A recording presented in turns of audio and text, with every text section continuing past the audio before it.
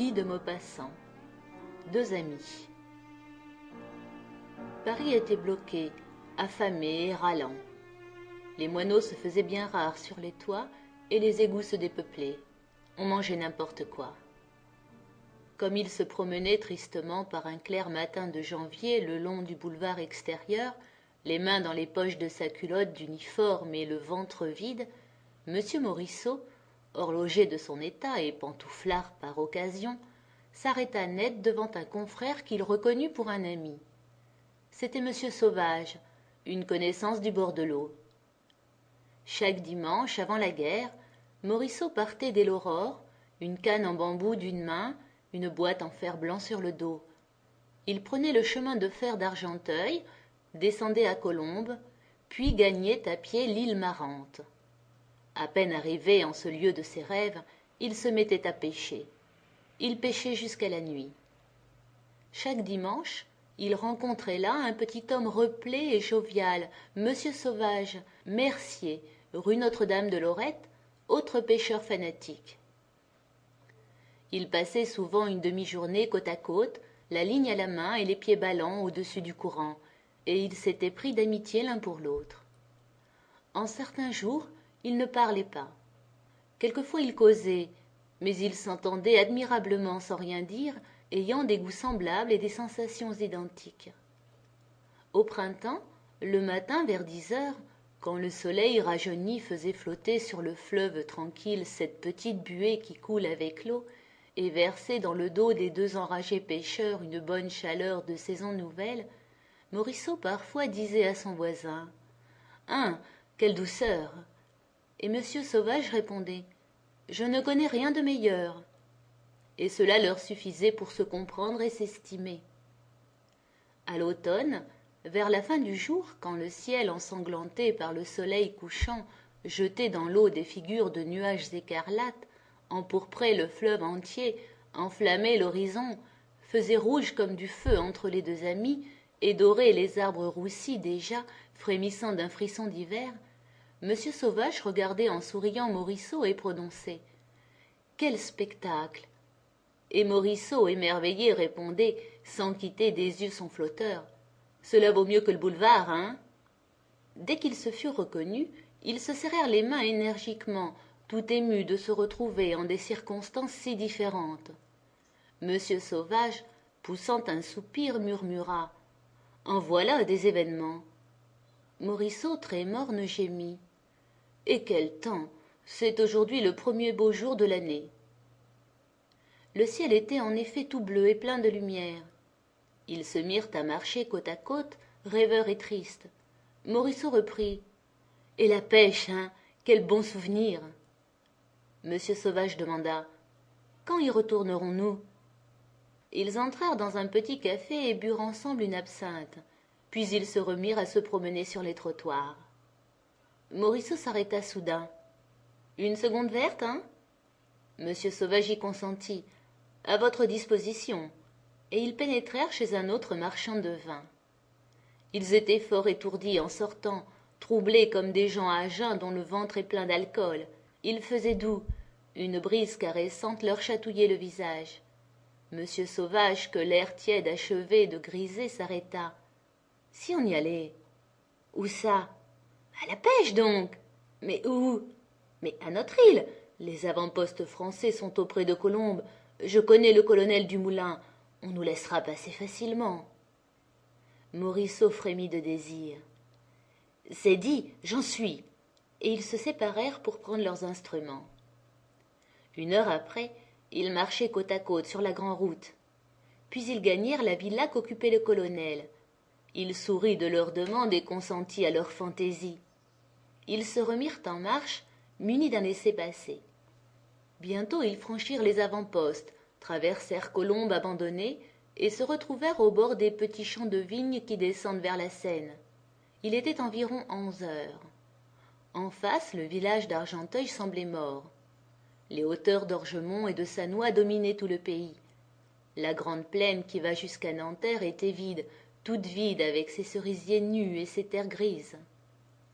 Monsieur Sauvage, montrant du doigt les sommets, murmura « Les Prussiens sont là-haut. » et une inquiétude paralysait les deux amis devant ce pays désert. Les Prussiens, ils n'en avaient jamais aperçu, mais ils les sentaient là depuis des mois autour de Paris, ruinant la France, pillant, massacrant, affamant, invisibles et tout-puissants. Et une sorte de terreur superstitieuse s'ajoutait à la haine qu'ils avaient pour ce peuple inconnu et victorieux. Morisseau balbutia. « Hein? Et si nous allions en rencontrer ?» Monsieur Sauvage répondit avec cette gouaillerie parisienne reparaissant malgré tout. « Nous leur offririons une friture. » Mais ils hésitaient à s'aventurer dans la campagne, intimidés par le silence de tout l'horizon. À la fin, Monsieur Sauvage se décida. « Allons, en route, mais avec précaution. » Et ils descendirent dans un champ de vigne, courbés en deux, rampant, profitant des buissons pour se couvrir, l'œil inquiet, l'oreille tendue. Une bande de terre nue restait à traverser pour gagner le bord du fleuve. Ils se mirent à courir, et dès qu'ils eurent atteint la berge, ils se blottirent dans les roseaux secs. Morisseau colla sa joue par terre pour écouter si on ne marchait pas dans les environs. Il n'entendit rien. Ils étaient bien seuls, tout seuls. Ils se rassurèrent et se mirent à pêcher. En face d'eux, l'île marrante abandonnée les cachait à l'autre berge. La petite maison du restaurant était close, semblait délaissée depuis des années. Monsieur Sauvage prit le premier goujon. Morisseau attrapa le second, et d'instant en instant ils levaient leur ligne avec une petite bête argentée frétillant au bout du fil, une vraie pêche miraculeuse. Ils introduisaient délicatement les poissons dans une poche de filet à mailles très serrées qui trempait à leurs pieds, et une joie délicieuse les pénétrait, cette joie qui vous saisit quand on retrouve un plaisir aimé dont on est privé depuis longtemps. Le bon soleil leur coulait sa chaleur entre les épaules. Ils n'écoutaient plus rien, ils ne pensaient plus à rien, ils ignoraient le reste du monde. Ils pêchaient. Mais soudain un bruit sourd qui semblait venir de sous terre fit trembler le sol. Le canon se remettait à tonner.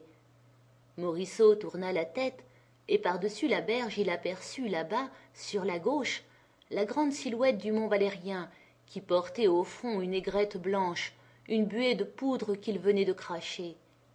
Et aussitôt un second jet de fumée partit du sommet de la forteresse, et quelques instants après une nouvelle détonation gronda. Puis d'autres suivirent, et de moment en moment la montagne jetait son haleine de mort, soufflait ses vapeurs laiteuses qui s'élevaient lentement dans le ciel calme, faisaient un nuage au-dessus d'elle. Monsieur Sauvage haussa les épaules. « Voilà qu'il recommence, » dit-il. Morisseau, qui regardait anxieusement plonger coup sur coup la plume de son flotteur, fut pris soudain d'une colère d'homme paisible contre ces enragés qui se battaient ainsi, et il grommela. « Faut-il être stupide pour se tuer comme ça ?» Monsieur Sauvage reprit. « C'est pis que des bêtes. » Et Morisseau, qui venait de saisir une ablette, déclara. « Et dire que ce sera toujours ainsi tant qu'il y aura des gouvernements. » Monsieur Sauvage l'arrêta. « La République n'aurait pas déclaré la guerre ?» Morisseau l'interrompit. « Avec les rois, on a la guerre au dehors. Avec la République, on a la guerre au dedans. » Et tranquillement ils se mirent à discuter, débrouillant les grands problèmes politiques avec une raison saine d'hommes doux et bornés, tombant d'accord sur ce point qu'on ne serait jamais libre. Et le mont Valérien tonnait sans repos, démolissant à coups de boulets des maisons françaises, broyant des vies, écrasant des êtres, mettant fin à bien des rêves, à bien des joies attendues, à bien des bonheurs espérés, ouvrant en des cœurs de femmes, en des cœurs de filles, en des cœurs de mères, là-bas, en d'autres pays, des souffrances qui ne finiraient plus. « C'est la vie, » déclara Monsieur Sauvage. « Dites plutôt que c'est la mort, » reprit en riant Morisseau. Mais ils tressaillirent effarés, sentant bien qu'on venait de marcher derrière eux, et ayant tourné les yeux, ils aperçurent debout contre leurs épaules 4 hommes, 4 grands hommes armés et barbus, vêtus comme des domestiques en livrée et coiffés de casquettes plates, les tenant en joue au bout de leurs fusils. Les 2 lignes s'échappèrent de leurs mains et se mirent à descendre la rivière. En quelques secondes, ils furent saisis, emportés, jetés dans une barque et passés dans l'île. Et derrière la maison qu'ils avaient cru abandonnée, ils aperçurent une vingtaine de soldats allemands. Une sorte de géant velu qui fumait, à cheval sur une chaise, une grande pipe de porcelaine, leur demanda en excellent français: « Eh bien, messieurs, avez-vous fait bonne pêche ?» Alors un soldat déposa aux pieds de l'officier le filet plein de poissons qu'il avait eu soin d'emporter. Le Prussien sourit. « Eh, je vois que ça n'allait pas mal, mais il s'agit d'autre chose. Écoutez-moi et ne vous troublez pas. Pour moi, vous êtes deux espions envoyés pour me guetter. Je vous prends et je vous fusille. Vous faisiez semblant de pêcher afin de mieux dissimuler vos projets. Vous êtes tombés entre mes mains, tant pis pour vous, c'est la guerre. Mais comme vous êtes sortis par les avant-postes, vous avez assurément un mot d'ordre pour rentrer. Donnez-moi ce mot d'ordre et je vous fais grâce. » Les deux amis, livides côte à côte, les mains agitées d'un léger tremblement nerveux, se taisaient. L'officier reprit. « Personne ne le saura jamais, vous rentrerez paisiblement.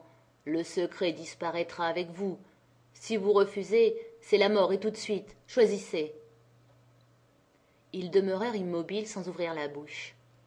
Le Prussien, toujours calme, reprit en étendant la main vers la rivière. « Songez que dans 5 minutes, vous serez au fond de cette eau. Dans 5 minutes, vous devez avoir des parents. » Le mont Valérien tonnait toujours.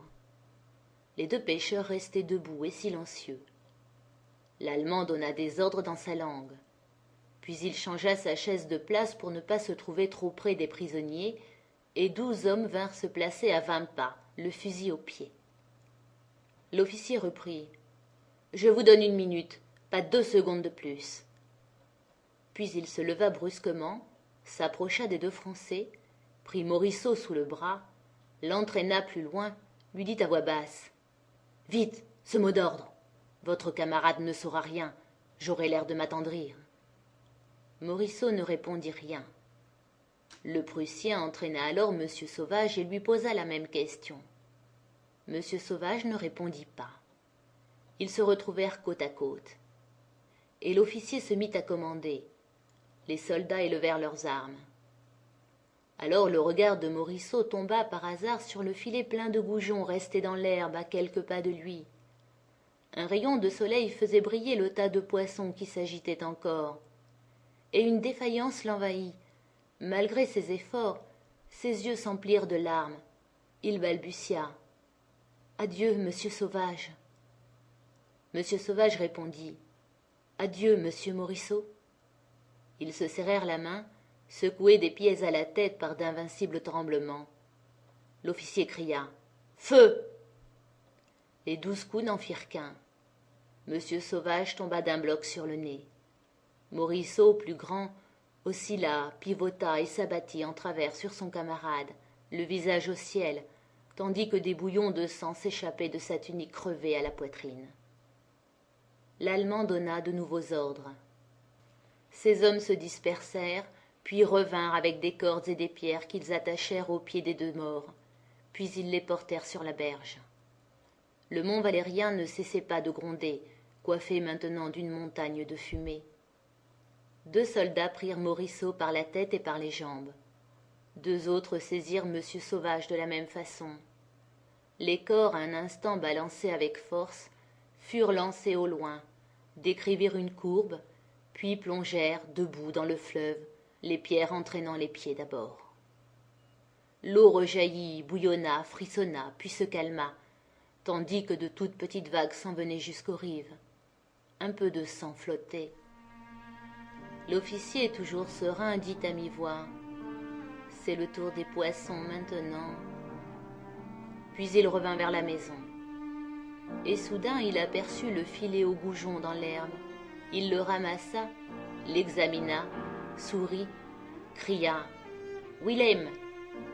Un soldat accourut en tablier blanc, et le Prussien, lui jetant la pêche des 2 fusillés, commanda: « Faites-moi frire tout de suite ces petits animaux-là pendant qu'ils sont encore vivants, ce sera délicieux. » Puis il se remit à fumer sa pipe.